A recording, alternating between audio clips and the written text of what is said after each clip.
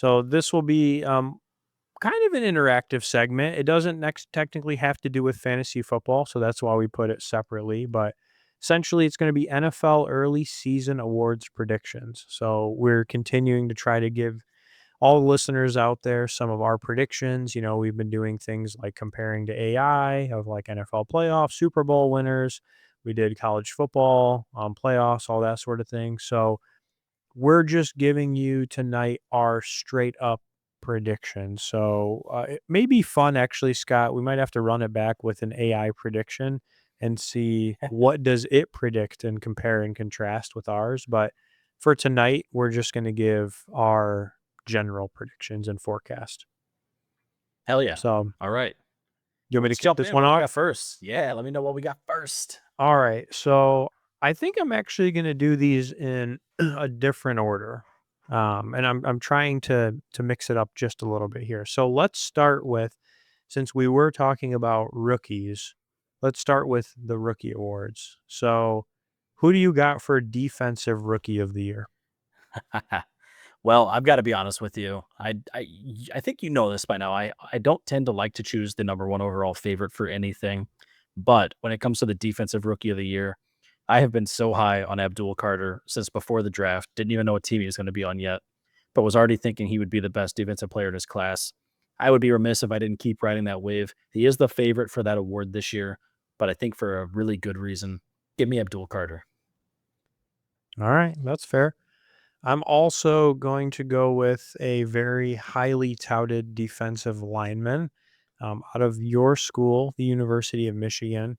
I'm actually going to pick Mason Graham for Defensive Rookie of the Year. I think that the Browns, since they've already got Miles Garrett, it's going to take a little bit of pressure off of Mason Graham. So he's going to have somebody to learn from on that line that is crazy good.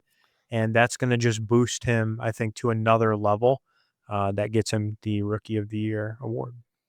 Yeah, you know what? I like that pick a lot. He's further down on the odds. I was looking at some futures earlier, which is why I know this, but I Yeah. think he's right up there when it comes to contention. So I love that pick. Go blue. Hell yeah. What about Offensive Rookie of the Year? Who you got? Okay, so obviously Ashton Genty is the favorite for this for good reason. He's going to have a heavy load, I think, in Las Vegas, but in my opinion, this award almost always goes to a quarterback. And so I would be crazy to not choose Cam Ward here. If for no other reason than he's a quarterback, but I do think that he's going to turn that Tennessee Titans team around. They might not be a playoff team this year, but they're going to look a lot better. And I think he's going to have a good career there. So give me Cam Ward and let's see what happens. That's fair. And I do agree with you on the fact that quarterbacks do seem to get a little bit of favoritism here. And so that's where I could see that happening. But I'm going to go different route. I actually think Tet McMillan has one of the most unexpected rookie seasons out there. Him and Bryce Young potentially, are got maybe some chemistry that'll get going, and he surprises everyone as the offensive rookie of the year at wide receiver. I'm high on Ted. I could see Ted finishing higher than Genty in this award category. Um, and if there wasn't a starting quarterback, then I would say Ted also. So yeah, we'll see. I think one of us will be right, in my opinion. What about coach of the year?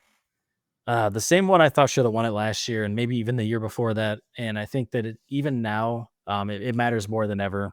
So give me Dan Campbell with the Lions. He doesn't have Ben Johnson anymore. A lot of people attribute a lot of their success to Ben Johnson, but I think whenever Dan Campbell took over, he is a coach for the players, and they really buy into his message. I don't think that he gets enough credit for the success of that team since he took over, and this is the year for him to prove that. So give me Dan Campbell. That is very fair, and it's hard for me not to say Dan Campbell. So, in honor of saying somebody else, I think it will be Dan Quinn of the Redskins. So I Okay. think they were a surprise team last year, and I believe they do continue that momentum with Jaden Daniels at QB, and they have a better season even than last year, maybe even a contender season potentially. So he gets coach of the year. Hell yeah. I mean, honestly, the sky's the limit for the Redskins. So Commanders, but yeah, we'll see. Oh, did I call them the Redskins? My bad. Yeah. Well, the traditional name. I'm thinking historic football terms here. Defensive player of the year.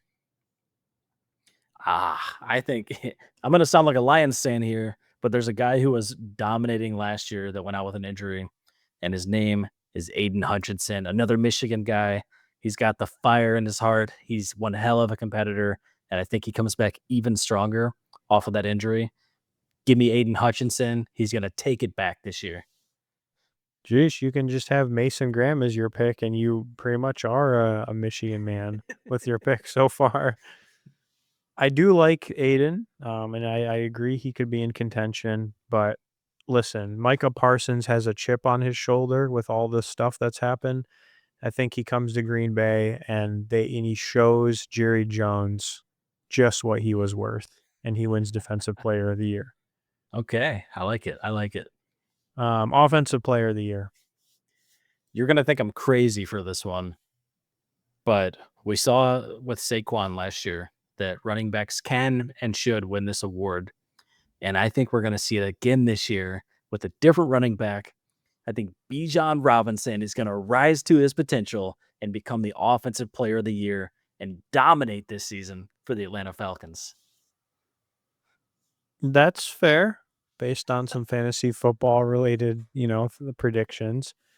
I actually think Patrick Mahomes, as you had stated earlier, has a really great year. Not that he ever has a bad year, but I think he starts to settle in and goes off this year as the offensive player of the year.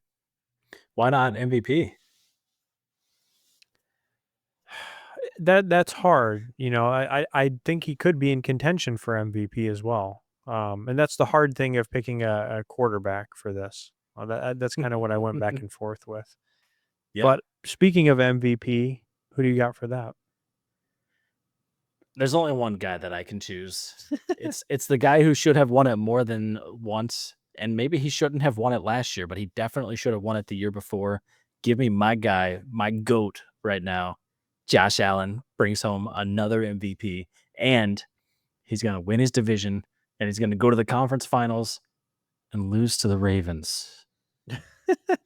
So, question: when's the last time somebody won back-to-back MVPs? Was it Lamar or did? Yeah, Lamar. Lamar Okay, almost won it 3 times in a row.